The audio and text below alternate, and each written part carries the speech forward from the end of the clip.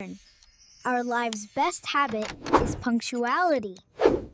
2 minutes late means losing a lot. আমাদের জীবনে অন্যতম ভালো অভ্যাস হলো সময়নিষ্ঠা। 2 মিনিট দেরি মানে অনেক কিছু হারানো। আল্লাহ আমাদের সময়ের কসম খাইয়ে বলেছেন, সময় মূল্যবান। নামাজ, পড়াশোনা, প্রতিশ্রুতি সবই সময় অনুযায়ী করা উচিত।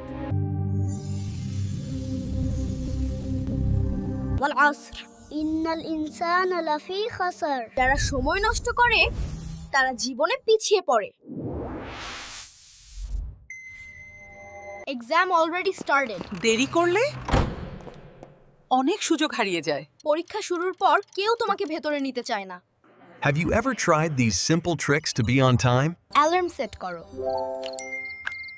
আগেই জিনিসপত্র প্রস্তুত রাখো। সময় মতো কাজ শেষ করো। দেরি হলে ভদ্রভাবে ক্ষমা চাও। সময় মতো কাজ করলে জীবন অনেক সাজানো থাকে।